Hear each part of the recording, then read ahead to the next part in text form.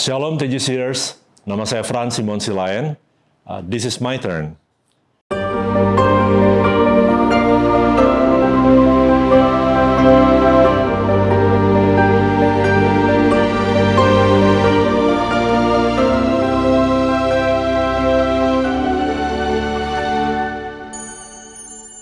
Saya ingin sharing mengenai kisah hidup saya dan semoga menjadi berkat bagi teman-teman yang mendengarkan.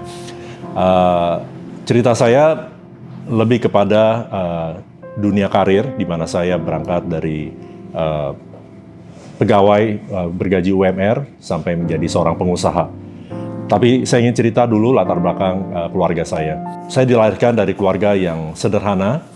Ayah saya mantan TNI AL dan kemudian menjadi seorang pegawai swasta. Dan ibu saya adalah seorang guru. Ya, mereka menikah dan memiliki 7 anak. Saya anak ke-6 dari 7 bersaudara. Dan ibu saya adalah pahlawan iman untuk keluarga. Pahlawan iman karena beliau dulu yang menerima Kristus sebagai juru selamat, dan kemudian kami anak-anaknya bertujuh diperkenalkan dengan firman Tuhan. Jadi mulai dari sejak SD kami sudah saat teduh gitu. Sebenarnya dipaksa ya, bukan dengan suka hati gitu ya. Tapi ya nggak apa-apa. Awal-awalnya kita meminjam iman dari orang tua. Nah, sambil kita growing up, kita belajar saat teduh, sedikit-sedikit mendengar firman Tuhan, datang ke gereja dan seterusnya. Nah, tibalah waktu kita masuk ke dunia remaja. Nah, tahun 80-an remaja itu sangat kental dengan pengaruh-pengaruh dunia rock, dunia narkoba, dan ya geng ya, dan pergaulan-pergaulan yang luar biasa di luar sana gitu. Dan di luar rumah saya dan abang-abang saya semua sama ya, kami 6 dari 7, 6 bersaudara itu cowok semua. Kami semua udah mengenal rokok ya dari remaja. Kami udah mengenal alkohol juga, yaitu udah kenal dari remaja ya. Bahkan ya pornografi, juga perkelahian ya, kemudian bully. Dan kita nggak menganggap masa depan itu sebagai sesuatu yang serius, apalagi akademis. Jadi kita sering sekali istilahnya bolos ya, kalau zaman dulu orang bilang madol gitu. Nah, saking seringnya bolos, madol, nah mungkin bisa kebayang ya, dari sekian banyak upacara hari Senin, kalau dulu ada upacara hari Senin, mungkin dalam setahun bisa hanya dihitung dengan jari saya berapa kali upacara Senin. Ya, jadi selebihnya itu saya yang ngumpet di mana gitu kan. Nah, dan kayaknya bukan cuma saya sih, abang-abang saya juga sama. Nah, saking bandelnya saya, ya itu dalam setahun mungkin orang tua dipanggil 5 kali per tahun, itu udah sedikit banget. Ya, jadi dipanggil kepala sekolah, dipanggil guru wali, dipanggil guru ini, guru itu, guru segala macam lah. Dan selalu urusannya adalah karena saya nggak beres gitu. Dan dari segi akademis saya ranking 3 terbesar selalu dari belakang. Ya, jadi nggak ranking yang terakhir aja tuh udah bagus banget. Biasanya ranking 3 itu udah prestasi bagus. Nah, jadi begitulah orang tua saya tuh nggak menganggap bahwa saya punya masa depan yang gemilang. Nah, sampai suatu titik di tengah-tengah pergaulan yang begitu parah gitu ya, ayah saya itu bilang, kamu harus, ini kan kelas 2 SMA ya, kamu harus berpikir untuk masa depan. Kalau nggak kamu masuk Akmil, ya, Akademi Militer, karena ayah saya mantan TNI AL, atau kamu harus masuk lulus UMPTN atau sekolah negeri. Nah, itu pilihan yang terus terang bukan ide dari saya. Jadi saya nggak ngerti masa depan itu akan seperti apa sih gitu kan. Tapi ya udah, saya seriusin gitu persiapan untuk tes TNI, dan pelatihan olahraga lari keliling lapangan bola waktu itu dekat Rawasari ya. Jadi sering latihan olahraga, terus push up, sit up segala macam. Persiapannya matang banget. Nah, dan saya bersama teman ya, beberapa teman. Anehnya dari 4 teman yang sama-sama kita persiapan masuk ke Akmil itu, cuma saya doang yang nggak diterima. Dan nggak diterima di seleksi pertama lagi. Gitu. Katanya mata saya minus. Padahal saya baru pakai kacamata 3 tahun yang lalu. Gitu. Jadi ya mungkin udah jalan Tuhan untuk saya nggak masuk ke Akmil, gitu ya. Nah yang kedua pilihan berarti saya harus masuk UMPTN. Kalau nggak, ayah saya bilang mesti ngulang lagi 2 kali, gitu. Ya, nah jadi saya persiapan benar-benar sungguh-sungguh. Ya saya berusaha untuk matang gitu dalam persiapan untuk UMPTN itu. Nah, itu pun jurusan dipilih oleh ibu saya untuk masuk ke jurusan elektronika instrumentasi. Itu bukan pilihan saya. Itu karena abang saya semata-mata udah duluan masuk di jurusan elektronika instrumentasi di UGM. Gitu. Jadi ya udah saya ngikut deh. Gitu. Dan puji Tuhan saya masuk ke jurusan ke UGM elektronika instrumentasi dan kemudian kami ke Jogja. Nah, terus terang waktu pertama kali saya masuk ke UGM, saya merasa kayak pengen pulang gitu. Kayaknya salah nih, mungkin saya mendingan masuk ke Depok gitu ya, ke Jakarta atau mungkin ke Bandung, kayaknya lebih rame. Saya merasa ini tempat yang salah. Tapi kalau saya ngelihat ke belakang sekarang, karena saya jarang pulang ke Jakarta, ternyata itu pilihan yang tepat, dan itu jalan Tuhan. Nah, saya nggak tahu itu jalan Tuhan. Kenapa saya yang jalan Tuhan? Beberapa tahun setelah kemudian saya kembali lagi ke Jakarta, bertemu dengan teman-teman saya yang lama, yang dulu teman-teman berandal gitu ya. Ada yang udah nggak sadarkan diri, artinya udah jadi gila gitu karena narkoba. Ada yang kena HIV, ada yang mati karena AIDS, ya HIV/AIDS sama. Pokoknya nggak jarang yang beres hidupnya gitu. Nah, saya dijauhkan dari pergaulan yang buruk itu. Puji Tuhan karena ultimatum dari orang tua saya juga, dan memang saya ditanamkan tentang kesadaran masa depan gitu. Jadi saya ingat tentang firman Tuhan bilang bad company corrupts good character gitu. Jadi pergaulan yang buruk itu mempengaruhi karakter kita gitu. Jadi memang hati-hati untuk kita yang bergaul dalam pergaulan kita gitu ya. Nah, saya juga syukuri satu hal, dalam masa kecil saya itu saya sering diajak dulu retreat gitu ya. Dulu ada kebaktian tahunan Malang gitu, dan saya belajar kita ke retreat, kita belajar banyak sekali lagu-lagu. Nah, ada satu lagu yang sangat terekam dalam hati saya, yaitu tentang cari dahulu kerajaan Allah.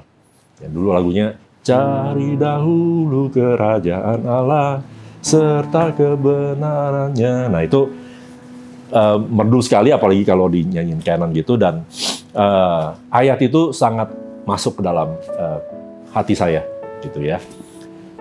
Nah, dalam proses pertumbuhan saya di Jogja, saya diperkenalkan dengan berbagai macam isme-isme. Ada ateisme, ya, ada sekularisme, ya, ada humanisme, ada free thinking. Karena waktu itu pergaulannya sangat multicultural sekali.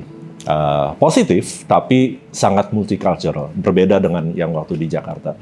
Jadi teman-teman saya banyak sekali orang Amerika, orang Jepang, basically benar-benar banyak student exchange gitu, dan kita pergaulan kita sangat intens, naik gunung bareng, party bareng, dan seterusnya. Dan di situ pola pikir saya terpengaruh tentang Christianity, ya, tentang kekristenan.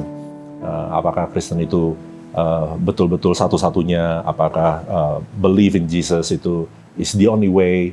Nah, sampai kemudian saya membaca sebuah buku, ya, bukunya berjudul More Than a Carpenter, karangan Josh McDowell. Nah, buku itu sangat bagus sekali membahas tentang tinjauan-tinjauan Alkitab dari sisi historis, dari psikologi, dari saksi-saksi, dan dari sains juga, sehingga benar-benar mata saya itu terbuka. Ya, saya belum pernah membaca sebuah buku yang kayak mata saya itu terbuka, naik 5 tingkat gitu. Kayaknya saya naik 5 tingkat jadi kayak PhD gitu, pinter banget. Ya, langsung mata saya terbuka. Nah, mungkin itu cara saya untuk belajar mengenal dari yang tadinya Jesus as a Savior menjadi Jesus is the Lord. Nah, dulu saya mengenal Jesus as a Savior, tapi nggak as the Lord. Nah, di sini saya mengenal Jesus as the Lord. Jadi saya belajar untuk obedient, saya belajar untuk mengandalkan Tuhan, saya belajar untuk bersyukur, melihat masa depan dari kacamata perspektif iman. Nah, itu saya nggak pernah punya dulu sebelumnya. Nah, puji Tuhan, saya berhasil menyelesaikan UGM kuliah dalam waktu 3,5 tahun. Kalau sekarang 3,5 tahun itu biasa, tapi tahun dulu ya 93 ya 92 zaman-zaman itulah, itu lulus 3,5 tahun itu jarang sekali gitu. Bahkan yang tadinya bisa dibilang saya 3 lulusan yang terbaik di generasi jurusan kami gitu ya, jurusan saya.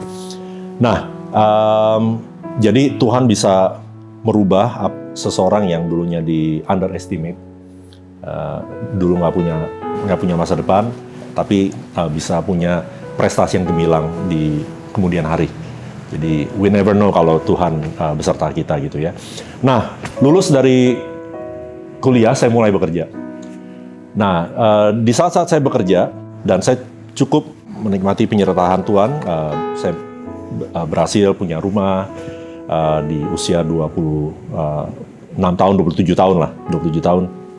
Tapi kemudian bertubi-tubi masalah itu datang ke dalam kehidupan saya. Nah, itulah pencobaan yang sangat berat yang saya hadapi pertama di dalam hidup saya, di mana pertama Krismon tahun 98. Nah, Krismon itu begitu berat sehingga cicilan yang tadinya berapa persen, misalnya 7% atau 10%, nah itu menjadi 60% cicilan rumah.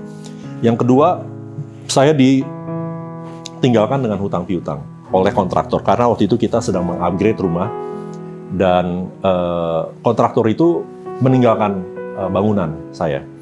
Saya jarang cek juga, jarang melihat, mengunjungi pembangunan gitu. Jadi saking jaraknya saya nggak ngelihat progres, dan ternyata kontraktornya udah kabur dan saya ditinggali dengan hutang piutang di toko bangunan. Ditambah lagi ibu saya sakit jantung dan itu membutuhkan biaya yang sangat besar saat itu. Sampai kita keluarga harus jual rumah yang untungnya bukan rumah yang kita tinggali, tapi rumah yang lain, tapi dijual. Dan tentu kami semua saling urun-urunan untuk biaya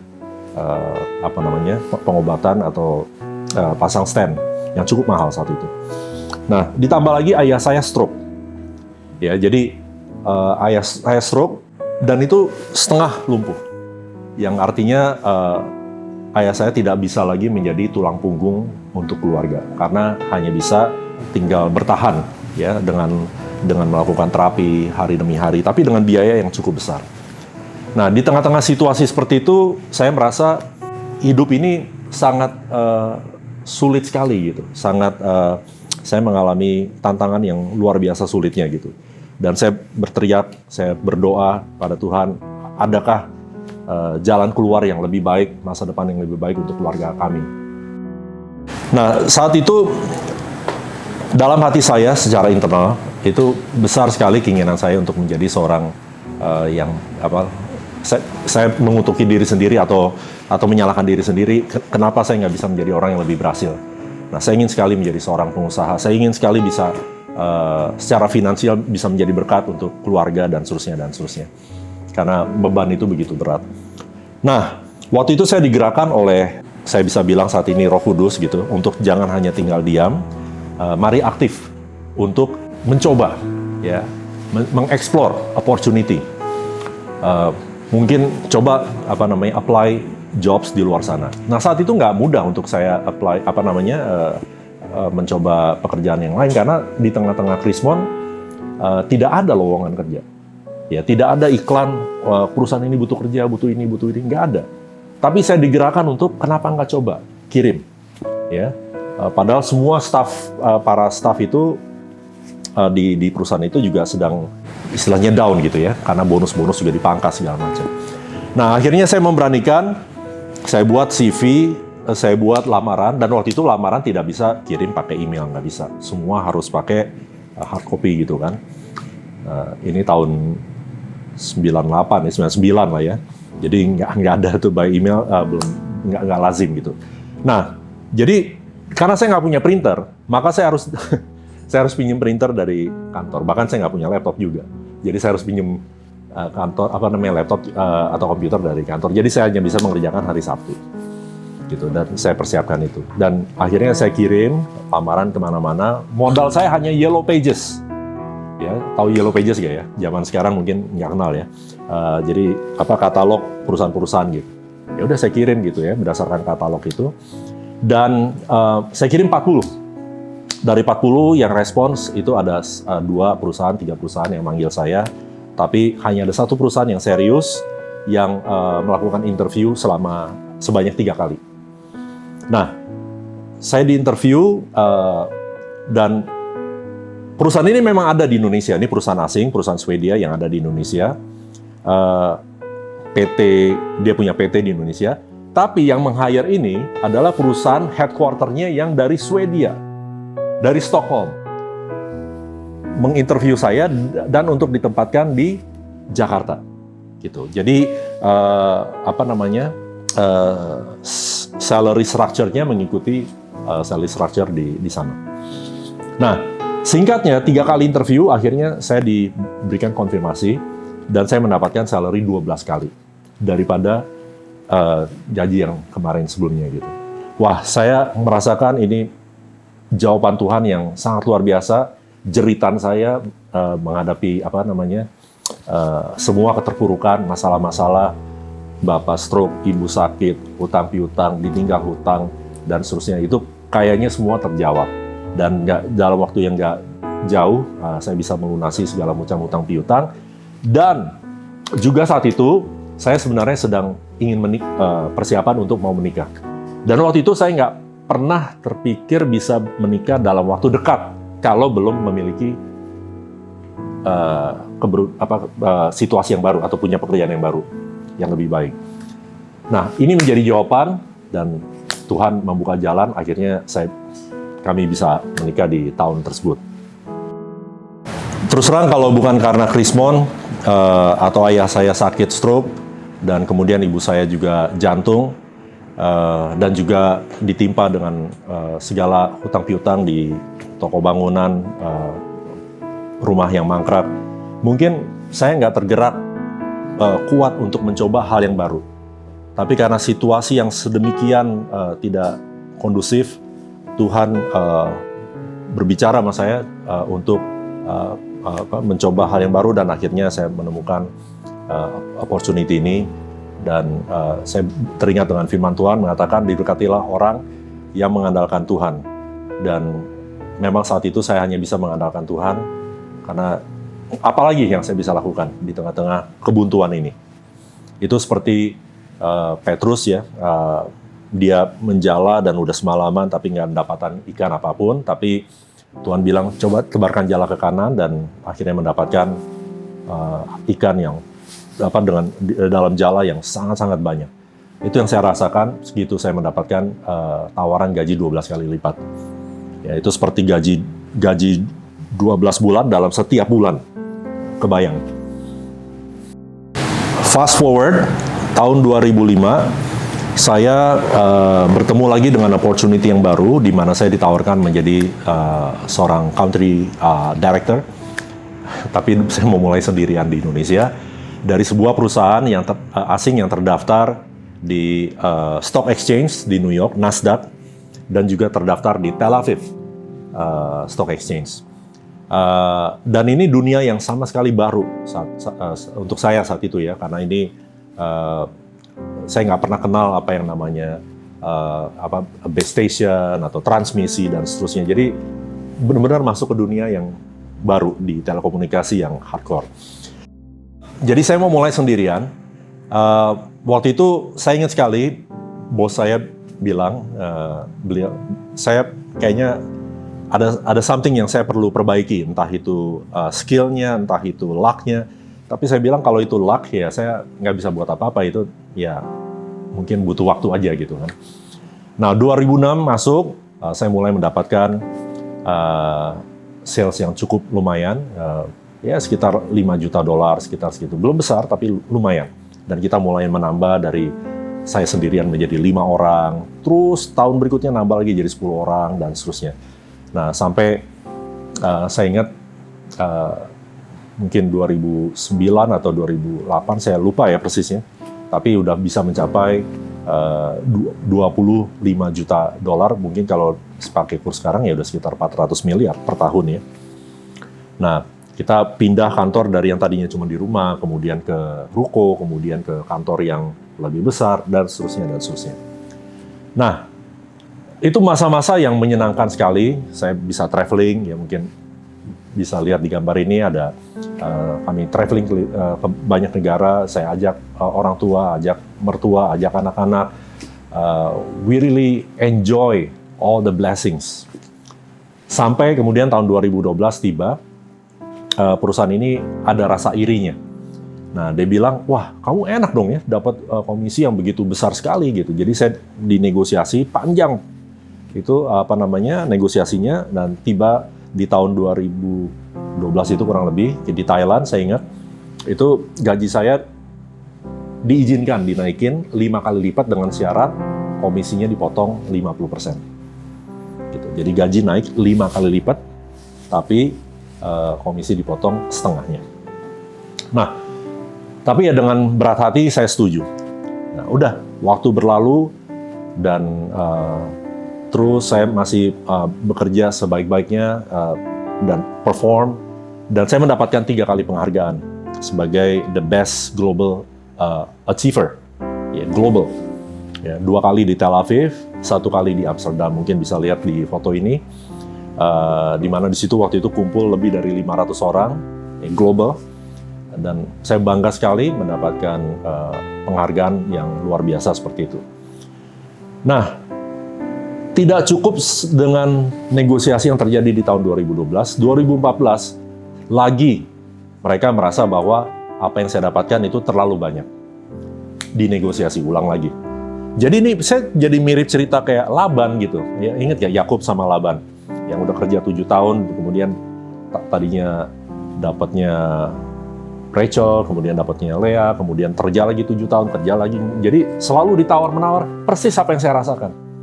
Nah, 2014 itu saya ditawar lagi, salary dinaikin, tapi kemudian saya dipotong dari yang tadinya komisi menjadi bonus. Jadi just like any other country manager gitu. Tadinya saya dianggap partner karena menggunakan PT saya, nah kemudian jadi mereka menggunakan PT sendiri, dan sekarang saya seperti yang lain-lainnya. Jadi, waduh, downgrade dan downgrade dan downgrade. Itu pun tidak selesai di situ. 2017, nah ini puncaknya. Jadi saya sudah mencapai target 2017. Target setahun kan, Januari Desember. Nah kita kumpul lah regional meeting di Singapura. Jadi regional meeting tuh di mana-mana. Kadang di Eropa, kadang di India, kadang di Indonesia, kadang di Asia dan seterusnya. Nah tiba saatnya di Singapura 2 Agustus 2017. Di situ saya bangga sekali karena tiba giliran saya setelah Australia presentasi, Filipina presentasi, India presentasi, pokoknya ganti-gantian, nah giliran Indonesia. Nah kalau Indonesia saya presentasi, itu mereka menganggap ini sebuah sebuah kompensasi, sebuah juru selamat, dalam arti karena bisa mengkompensasi negara-negara lain yang tidak perform. Nah, saya bangga karena saya udah achieve 2017, even masih bulan Agustus. Nah, setelah selesai presentasi, saya diajak ke pinggir. Can we talk few minutes dengan CEO, dengan Presiden Asia Pasifik Jerman, dan ya dari Tel Aviv. Dan kemudian ngobrol, singkatnya dikasihlah paper. Saya dikasih paper, we cannot continue to work with you any longer. Saya nggak bisa kerja sama lagi dengan Anda lagi. I said, why? Dia bilang, karena you are among the most expensive person in the company. Karena Anda adalah orang yang salah satu yang paling mahal di company. Dalam hati saya, so what gitu loh. Kenapa kalau jadi paling mahal lalu jadi problem gitu kan? But saya mengerti mentalitas seorang CFO, saat itu beliau CFO dan kemudian jadi CEO. Karena mentalitasnya hanya melihat P&L atau profit and loss gitu. Jadi kalau tahun ini bisa dipangkas cost-nya, ya kan revenue yang kedepannya juga dari tahun-tahun kemarin udah bagus gitu. With atau without him, tentu masih bagus. Itu mentalitas dia. Nah, sampai meetingnya itu, karena ini berkali-kali, itu harus dilakukan karena ruang meeting full. Itu meetingnya di auditorium tempat kawinan, bayangin nggak sih? Ya, tempat kawinan di sebuah hotel yang mana isinya cuma kita berempat. Saya, Presiden Asia Pasifik, CEO, dan kemudian HR. Bahkan HR-nya pun hanya jagain pintu di luar sana supaya orang nggak masuk. Jadi, practically cuma ruangan sebesar itu dipakai untuk kita meeting gitu. Sedemikian pentingnya gitu loh.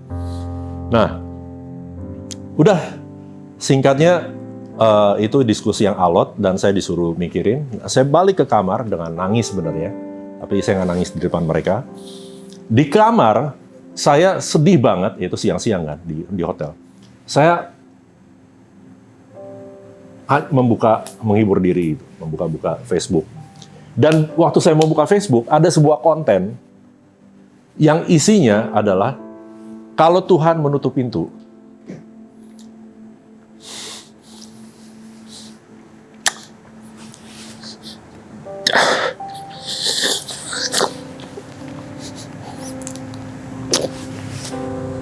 kalau Tuhan menutup pintu, Tuhan sedang memaksa kita untuk masuk ke opportunity yang berbeda, ya, pintu yang berbeda. Dan kadang-kadang kita tidak akan pindah atau berani untuk masuk ke pintu yang berbeda itu, atau opportunity yang baru itu, kalau bukan situasi yang memaksa. Waktu saya baca ini seperti hiburan, seperti lagu kepada saya, seperti wow, is this really you God speaking to me? Is this really you God? Nah, saat itu saya telepon istri saya, dan istri saya juga kaget. Dia bilang, kamu bukannya achieve banyak hal, kamu udah memberikan banyak sekali kontribusi, banyak sekali. Yeah, but this is it. I don't know. Nah, singkatnya, udah waktu berlalu, terus terang hari itu menjadi hari yang terpanjang dalam hidup saya. Jadi itu saya seminggu di Singapura, tapi saya harus makan malam dengan mereka, makan siang dengan mereka, makan malam dengan mereka. Bahkan beberapa di antara mereka itu sampai bilang, mereka kayak nggak mau duduk di dekat saya, karena kalau duduk di dekat saya, mereka tuh diamati sama manajemen itu gitu. Seperti kayak, what are you discussing? Are you talking about me gitu? So mereka kayak ketakutan gitu. Sampai mereka bilang, you don't care that they notice us, right? I said, I care, but why? I mean, we only sit down gitu, we only talk, we only eat lunch gitu. So mereka semua pada ketakutan gitu. Kayak saya orang lepra gitu kan, kusta gitu, kayak orang yang duduk sama saya itu kayak bakalan calon di terminasi berikutnya lagi gitu kan. Nah, anyway, saya balik ke Jakarta. Nah, balik ke Jakarta, saya nggak pernah tahu bahwa langsung dipertemukan dengan successor saya, pengganti saya. Jadi langsung dipertemukan. Saya pikir, loh, saya nyari engineer aja itu kadang-kadang butuh 4 bulan, 3 bulan, nggak ketemu gitu. Lah ini mau nyari country director, itu butuhnya bisa 6 bulan atau setahun mungkin. Itu udah digoreng udah dari mungkin 2016 atau 2015 mungkin. Jadi penggorengan itu udah lama, itu bukan karena I pay you too much, no. Bukan karena, jadi menurut saya itu cuma excuse atau apa gitu ya, saya ngerti. Anyway, it's alright. Saya mencoba untuk membesarkan hati. Terus terang, pulang dari situ pun kita masih argumentasi lagi, ya kita ngobrol di Jakarta, negosiasi dan segala macam, dan sampai surat farewell ya, surat perpisahan saya dengan para staff saya 150 orang itu harus di screening. Kamu boleh ngomong ini, nggak boleh ini, nggak boleh ini, nggak boleh ini. Jadi benar-benar kayak apa ya? Pidatonya itu mesti di screening, boleh ngomong tertentu aja gitu. It was really hurt to me. It's really hurt. Tapi ya udah. Nah, part of the negotiation term is bagian dari negosiasi itu saya bisa terus mendapatkan gaji, which by the way semuanya dolar ya, income saya dari dulu dolar, sampai di end of 2018. Jadi dan saya masih mendapatkan komisi-komisi yang saya entitled, yang masih saya bisa dapatkan terus menerus sampai 2018, even saya tidak harus bekerja. Nah, kemudian Desember 2017 masih ada sisa perjalanan yang mana mereka masih harapkan saya pergi karena menemani customer besar. Jadi saya ke Amerika, ke New York. Nah, bersama dengan suksesor atau pengganti saya dan juga customer besar saya. Nah, di Amerika, di New York itu cuma seminggu, tapi 2 hari doang workshop, sisanya kita jalan-jalan. Nah, di jalan-jalan itulah saya ngelihat bangunan-bangunan tua di New York gitu kan. Banyak yang batu bata, dan batu batanya indah sekali, batu bata expose. Ternyata beda dengan batu bata ini beda ya. Batu bata expose tuh ya indah sekali lah. Nah, dan saya ngelihat juga ada bangunan yang pilarnya gede sekali tapi batu bata. Jadi bayangin batu bata tapi bisa bulat gitu. Nah, itu benar-benar inspiring. Nah, begitu saya balik dari New York, selesai, memang kita punya sebidang tanah, dan saya kepikiran memang dari dulu we have to do something with this. Karena kalau nggak jadi liability artinya jadi beban aja gitu. So we have to do something with this. Nah, akhirnya 2018 awal kami mulai berbicara dengan arsitek, dan ketemu dari beberapa arsitek, saya pilih yang satu ini. Konsep idea itu dari saya, konsepnya. Di mana saya memilih bangunan yang yang bulat karena unik. Dan saya bilang harus batu bata, dan batu bata yang kayak begini. Saya bawain foto-fotonya, dan itu ternyata batu bata expose. Saya baru tahu itu batu bata expose namanya. Nah, mulailah 2018 kita bangun, dan kita ajak berdoa anak-anak. Dan semenjak peristiwa termination itu, hubungan saya kembali lagi punya hubungan yang sangat-sangat dekat sama Tuhan. Kami tiap pagi istilahnya beribadah ya. Kalau dulu Senin Kemis istilahnya gitu ya, istilahnya jarang-jarang gitu ya. Kalau ini tiap hari ya, kita kuat, kita bergandengan, kita baca firman, kita saling gantian berdoa. 2018 apalagi waktu itu saya kepikiran untuk menyekolahkan anak, memang udah dari dulu ya, pengen nyekolahin anak yang pertama ini ke luar negeri, ke Amerika. Jadi biayanya nggak besar, maksudnya nggak kecil. Nah, jadi mungkin bisa lihat di foto ini di mana saya ajak anak-anak, kadang-kadang kita berdoa, kita keliling gitu ya. Mereka melihat peristiwa itu ya, di mana kita berdoa dan bekerja dan kerja keras. Nah, singkat kata 2020 jadi. 2020 jadi pas pandemi. Aduh Tuhan, kurang apa lagi sih cobaan untuk saya? Kurang sial apa lagi saya? Udah dipecat, udah nggak ada nggak ada pemasukan saat itu. Ada pemasukan tapi nggak yang seperti biasa kita dapatkan. Kebutuhan besar, ditambah pandemi lagi. Bahkan tukang-tukang kerja aja itu saya ketakutan karena bisa disamperin Satpol PP, disuruh bubar gitu. Masa dipaksa mangkrak, kan lucu gitu, disuruh bubar gitu kan lucu. Nah, tapi anyway, kita selesaikan 2020, dan kemudian saya bilang kita harus buka hotel ini. Ya, tadinya mau jadi long stay aja, kita upgrade menjadi hotel. Gitu. Jadi ide itu bertambah-tambah. Nah, jadi ide itu nggak yang dari awal itu sempurna. Ide itu ditambahkan Tuhan gitu. Tuhan menambahkan saya ide-ide, apa sih bedanya antara kos-kosan sama hotel? Ya bedanya pertama estetikanya, yang kedua layanannya. Ya mesti ada laundry service, ada cleaning service, mesti ada restoran, mesti ada breakfast, mesti ada front office, wifi, mesti ada TV, Android dan segala. Wah, saya tambahkan itu di-upgrade gitu. Padahal dengan impian yang kecil di awalnya gitu. Itu pun saya mesti belajar banyak sekali hal yang saya tidak familiar gitu. Gimana menghandle kerjasama dengan online travel agent seperti Booking.com, Traveloka.com, Agoda.com. Wah, itu saya nggak ngerti. Saya cuma diajarin oleh SMS dari teman saya yang punya, WhatsApp maksud saya, yang punya hotel. Nggak pernah visit.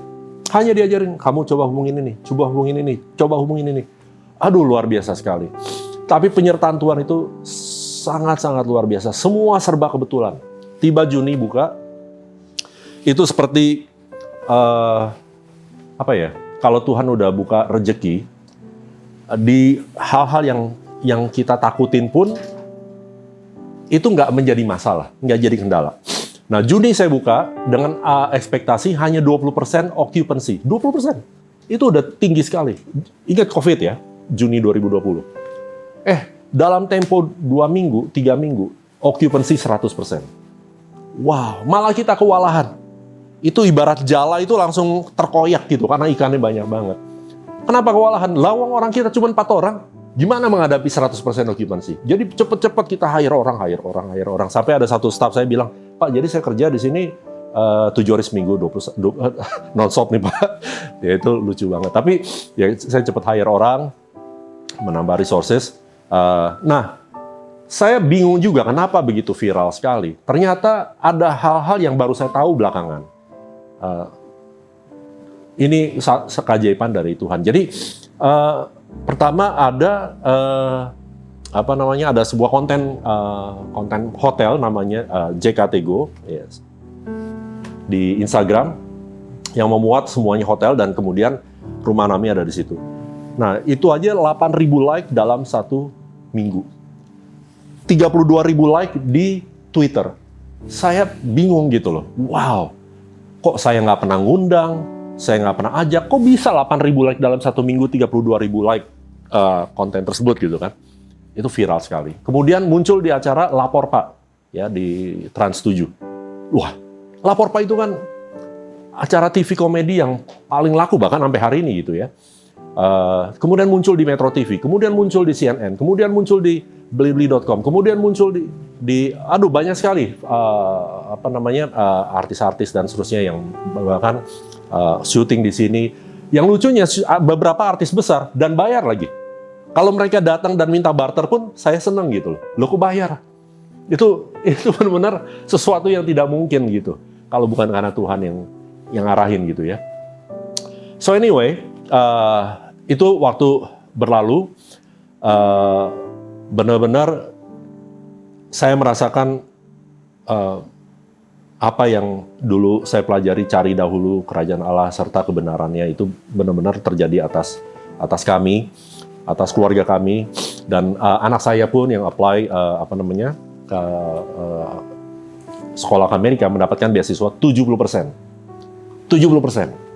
Dan dia tertinggi mendapatkan beasiswa dari yang lain yang apply, ya. Yang ini yang ngomong langsung sekolahnya sendiri gitu. Nah, waktu berlalu lewat, saya juga mendapatkan kemudian mulai dengan Tuhan mengarahkan untuk buka usaha lainnya, dan itu luar biasa sekali. Mungkin di lain waktu saya akan sharing, tapi mungkin bisa lihat di foto-foto ini di mana kami bisa menjadi perusahaan teknologi dan software yang going nasional. Tetapi waktu berlalu, saya nggak pernah dengar cerita tentang perusahaan tersebut yang terminasi saya. Baru belakangan saya mulai dengar gitu, karena beberapa di antara mereka buka puasa di tempat kami, dan saya dengar itu ternyata sales mereka turun drastis. Dari yang tadinya 150 orang, itu nggak nyampe 20 orang. Jadi tinggal sedikit, bertahan. Bahkan country director-nya pun tidak ada. Bahkan Presiden Asia Pasifiknya pun tidak ada. Dan kemudian mereka mulai bisik-bisik, Pak Frans mau nggak balik lagi? Ya, beberapa kali gitu. Tapi honestly speaking, saya udah nggak punya desire untuk balik. Bukan karena apa-apa, tapi memang saya udah merasa nyaman sekali dengan the new venture, the new enterprise yang Tuhan tempatkan saya di sini, dan saya bisa menjadi berkat, saya bisa menyaksikan penyertaan yang Tuhan yang luar biasa. Saya menjadi pribadi yang baru. Saya tidak lagi hanya sekedar mengejar sales target, tapi saya merasa saya dipakai Tuhan sedemikian rupa untuk menjadi saksi Kristus, karena banyak orang yang mengalami kendala, banyak orang yang mengalami kesulitan dalam hidupnya, mungkin secara ekonomi, secara pekerjaan, mungkin masalah dengan orang tua, sakit penyakit, dan seterusnya. Tapi saya mau kasih tahu bahwa kalau kita cari dahulu kerajaan Allah, semuanya ditambahkan pada kita. Cari dahulu kerajaan Allah serta kebenarannya, semuanya ditambahkan padamu. Haleluya, haleluya. Saya selalu tersentuh kalau lihat ayat ini, tapi kalau Tuhan beserta dengan saya dengan segala kekurangan, saya tahu Tuhan yang sama juga menyertai kita semua. Kiranya memberkati teman-teman TGCers sekalian. So this is God's story in my life, and now this is your turn.